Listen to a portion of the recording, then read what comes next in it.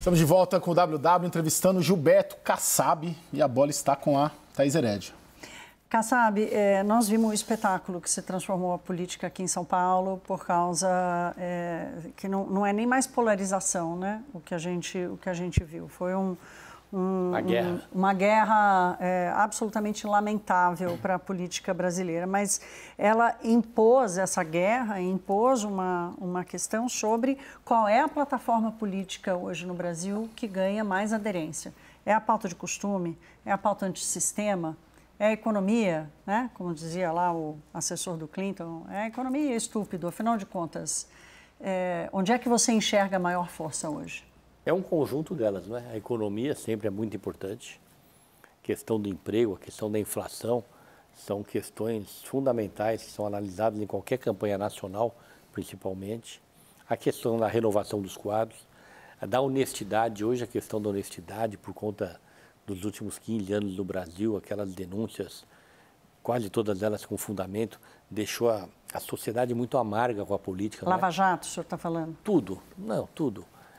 Corretamente, a sociedade muito indignada. Então, na hora que você vê um quadro novo, esse quadro ele tem a tendência de conquistar a simpatia, porque tudo que é velho, as pessoas procuram associar ao que de errado aconteceu. Então, e é perigoso, porque alguns que vêm como novidade, vêm ou como aventureiro, ou sem experiência. Isso não é bom, não é? Isso também se justifica por conta do número grande de partidos políticos, e o aventureiro ou o novo, sem experiência, ele encontra uma porta para entrar. Ele não deveria encontrar essa porta. A democracia brasileira, eu acho que ela precisa ter mais filtros, né? Precisa ter mais. Um grande partido, vamos pegar o MDB aqui, um grande partido, o PT. Você nunca viu disputar um cargo de relevância pessoas que não tinham experiência. Você tem a escada partidária, não é? Você nunca viu uma igreja mandar, um sindicato mandar participar, sim, não é? Então, o que falta é a gente consolidar essa diminuição de número de partidos políticos, e os filtros gradualmente estão sendo criados pela própria Justiça Eleitoral. Já melhorou muito. Na eleição de 4 anos atrás era um festival de horror, não é? As denúncias, os fake news, diminuiu muito. Mas o Kassab, você, vamos dizer... O que está acontecendo nessa eleição é mais postura pessoal, né, de candidato, não tem nada a ver com... Não, mas você é um político tradicional, né? Que a gente chama, nós do jornalismo político classificamos, e vocês mesmos, como um político tradicional, clássico, né? E cada vez mais aparecem os Pablo Marçal da vida. Perdeu, mas teve 30%, empatou, né? 29%. Né? Então, assim, você colocou antes, renovação, honestidade, ok. Mas na política, cada vez mais são esses que estão surgindo e conquistando. Né? Posso fazer uma correção? A renovação está ganhando aqui em São Paulo, na prefeitura, porque o Tarcísio é renovação. Ele ganhou o governo do Estado e ele está fazendo com que o Ricardo Nunes conquiste uma vitória. E o Tarcísio, ele faz parte dessa renovação. Hoje, sou secretário de governo, estou vendo lá o dia a dia. Ele é idolatrado, muito mais do que o Marçal. Vamos ver o outro lado também. E essa renovação está ganhando São Paulo. Então, não é bem assim. Você tem toda a razão. Né? É por pouco, né, Kassab? Quase foi o Marçal para o segundo turno. O Marçal quase... Mas não foi. Então, você vê que prevaleceu a renovação. O Tarcísio é a renovação. Mas por que surgem esses Marçais da vida e está surgindo cada vez mais? Porque não surge, perante esse eleitor que está indignado, alguma coisa diferente. São Paulo surgiu. Tarcísio. O Tarcísio, quando ele vem aqui nessa campanha e fala, olha, eu vou falar para vocês como governador de São Paulo, porque a campanha não foi polarizada, não é? Não foi nacionalizada, errou quem apostou que ele ia ser nacionalizada. O Tarcísio não veio aqui falar que ele é direita, ele quer isso, não. Ele veio falar, eu sou governador, nós estamos tendo uma parceria importante com a cidade de São Paulo e eu tenho muito medo da incógnita. Eu tenho certeza que aqui vai continuar indo bem. E pegou na mão do Ricardo Nunes, então essa vitória é do Ricardo Nunes, lógico, mas é do Tarcísio também. E a renovação, e ganhou, né? E ganhou bonito do adversário, Pablo Marçal. Daniel? Mas só continuando um pouco nisso, Kassab, você mesmo colocava lá no primeiro bloco que Tarcísio é um representante da direita, mas mais moderado do que Jair Bolsonaro. O que a gente viu na eleição agora em São Paulo é o surgimento de alguém que, pelo contrário, é mais radicalizado do que Jair Bolsonaro. E você tem uma parte ali do bolsonarismo que já está chamando o próprio Tarcísio de centrão. Há setores ali, segmentos do bolsonarismo que se referem assim ao Tarcísio. Você acha que existe espaço ainda para o surgimento em 2026 de um novo representante dessa direita mais radical que não seja Jair Bolsonaro dentro do bolsonarismo? Olha, o que eu vejo hoje nesse campo da direita, sendo lembrados os nomes do Tarcísio, do Zema, do Ratinho, do Caiado, eu não vejo outros nomes se apresentando, porque para você sair candidato você precisa ter partido. E esses partidos, esses 3 partidos que eu tenho certeza vão estar juntos com o mesmo candidato, eles vão ter um tempo de televisão muito expressivo, vão ter recursos, não é? Então eles vão ter muita força para o seu candidato. A direita que, acabei de falar aqui, teve 30 milhões de votos, 32 milhões de votos, não é pouca coisa. O que eu disse é que o centro teve mais, mas a direita vai ter um candidato. Quem será esse candidato, eu não sei. O meu sentimento diz que não será o Tarcísio, mas isso é uma decisão que ele tomará na hora certa, e ouvindo quem ele quiser ouvir, mas principalmente consultando a sua razão, o seu coração, até porque hoje ele tem uma experiência grande, ele dirige o governo do Estado de São Paulo, o segundo orçamento do país, não é? Se São Paulo fosse um país, seria a 21ª economia do mundo. Então é algo que realmente nós temos uma confiança muito grande que ele vai ter sabedoria para ter a decisão adequada. É isso. Estou esperando o Kassab ligar para o governador Tarcísio e falar assim, agora você vem para o PSD, né? Depois da minha conversa hoje, está na hora. Não, ele está bem acomodado no Republicano, que é um bom partido, é um partido que abriu as portas para ele e não vejo razões para ele sair. Mas também eu nunca conversei com ele sobre isso, mas eu não vejo razões.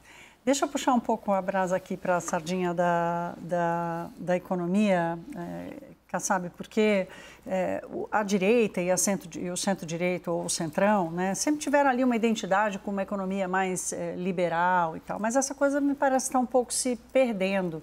Eu vou citar aqui algumas coisas que chamam a atenção, que escapam, por exemplo, da questão da responsabilidade fiscal, e aí temas que o próprio PSD, com seus nomes, tem defendido. Então, assim, aprovando benefícios sem lastro, o presidente do Senado, Rodrigo Pacheco, encaminhando um projeto de renegociação dos estados que é quase que um perdão de dívida, né? Incentivando os estados a gastar mais, colocando uma conta altíssima para o Tesouro Nacional. O ministro de Minas e Energia defendendo gasto fora do orçamento, defendendo a intervenção nas agências. Nas agências reguladoras, qual é a plataforma econômica do PSD? É liberal? É a favor da responsabilidade fiscal? Esclarece para mim, por favor. É liberal. É liberal. Quem fez o nosso programa de governo, em especial o capítulo de economia, foi o Guilherme Afif Domingos, que é um liberal. É evidente que um liberal de um partido de centro, um programa liberal, é um partido que admite gastos expressivos em saúde pública, na educação, na defesa, no judiciário. O PSD tem tido uma postura muito cuidadosa em relação a esses temas. Uma coisa é o ministro das Minas e Energia, qualquer que seja ele tem o seu discurso, ele tem os seus programas, ele vai em frente. Cabe ao governo e à área econômica dosar e dar equilíbrio a isso. Você disse da renegociação das dívidas de Minas Gerais.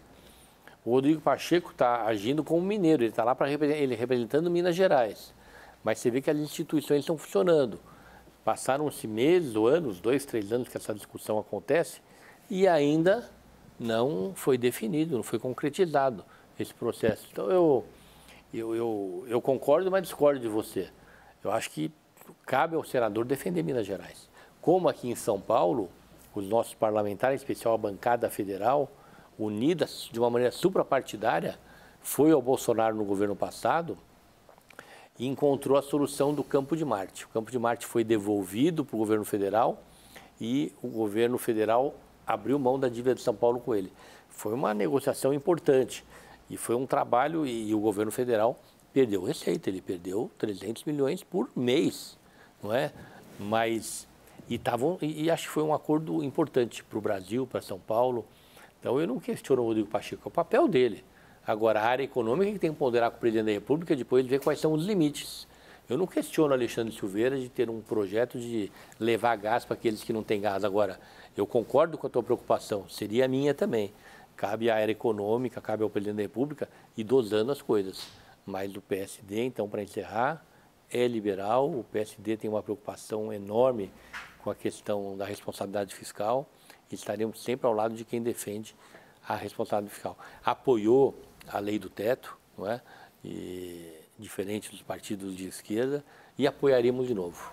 Kassab, você acha que diante do governo Lula ter uma minoria no Congresso, ele se aliou e conseguiu uma aliança política com o Supremo Tribunal Federal para governar? Olha, o que o Lula quis, ele aprovou no Congresso. Eu acho que ele tem uma relação com o Supremo e com o Judiciário, com o Ministério Público, institucional e melhor que o governo anterior, que era quase uma relação de guerra. Isso ajuda, lógico que ajuda. Mas, por outro lado, ele tem o Arthur Lira ajudou bastante o governo, projetos importantes foram aprovados, em especial nas questões econômicas, e não foi diferente no Senado. O Lula é sabido, ele soube conduzir as coisas, ele aprovou o que quis, não é? A economia, acho que é um pouco de sorte também, as circunstâncias são favoráveis. Hoje, nesse momento, a economia vai bem, a inflação está contida, os empregos aumentando, né? Os juros, teve aquela queda, agora uma pequena oscilação para cima. O problema da economia é que os analistas que sabem fazer essa análise com profundidade no campo da economia, são as suas perspectivas de futuro, que não são boas. Não é? As perspectivas em relação à inflação, em relação ao emprego, em relação a equilíbrio fiscal, elas são muito preocupantes. É essa a questão do Brasil hoje na economia. Daniel? Kassab, o Caio levantou essa bola importantíssima aí da relação com o Supremo Tribunal Federal e nos últimos dias o PSD andou apanhando um pouco nas redes sociais, principalmente ali no que é influenciado pela direita. Você teve ali deputados influenciadores, inclusive da direita, Nicolas Ferreira, Gustavo Gayer, que criticaram muito o PSD, porque, claro, o PSD tem a presidência do Senado, tem uma bancada importante no Senado e ali o que eles estão de olho é em encurralar o Supremo, em abrir um processo de impeachment contra algum dos ministros ou levar adiante alguma nova legislação que dificulte a vida do Supremo, reveja decisões monocráticas, por exemplo. Isso para você é um ponto pacífico, ou seja, o PSD não apoiará no momento ou em 2027, num novo Congresso, impeachment de ministro do Supremo, por exemplo? Olha, isso foi uma estratégia eleitoral de alguns partidos que não deu certo, quebraram a cara. Veja o resultado eleitoral do PSD. Até porque com o tempo esse argumento foi perdendo força. Vamos aqui aos fatos. O PSD liberou a bancada no Senado, cada um assina se quiser. Segundo, esses que vieram com essas argumentações, que não tiveram nenhuma repercussão no partido, veja o resultado das eleições, estavam alguns no PL. O PL vai apoiar o Davi para presidente do Senado. O Davi não assinou. Não estou aqui questionando a candidatura do Davi, não, que tem o meu respeito. O Davi, quando era presidente, arquivou vários pedidos de impeachment. Então, por que não falaram do Davi só do PSD? Foi eleitoral. O Ciro Nogueira, chefe da Casa Civil do Bolsonaro, presidente do PP, não assinou. No PL, quem que são os senadores do PL do Rio de Janeiro? O Carlos Portinho e Flávio Bolsonaro. E Flávio Bolsonaro. E o jogador lá, o Romário. Romário não assinou. Então, veja bem, houve com o tempo um esvaziamento desse argumento, porque foi ficando vazio, né? Porque só o PSD, é lógico, porque eles levavam para cidades que o PSD estava enfrentando eles e queriam tentar desgastar. Mas a campanha não foi nacionalizada E os seus partidos tinham problemas. O PSD liberou, vai continuar liberando, não vai impor uma posição para que fulano ou beltrano assine ou não assine, e dessa maneira vai continuar sendo respeitado pela opinião pública. E qual é a sua posição pessoal? A minha posição pessoal é que o judiciário pode sim melhorar a sua relação com as instituições, com o Congresso, para que a gente possa viver um país num clima melhor. Eu não defendo o clima, o enfrentamento entre as instituições. Eu acho que o Supremo tem errado muito, o Congresso também tem errado muito, os meios de comunicação em algum momento erraram muito e, felizmente, esse momento passou. O Brasil vive hoje muita expectativa de paz, de tranquilidade. Veja como aconteceram as eleições aqui nesse ano e o caminho é olhar para frente e não para trás.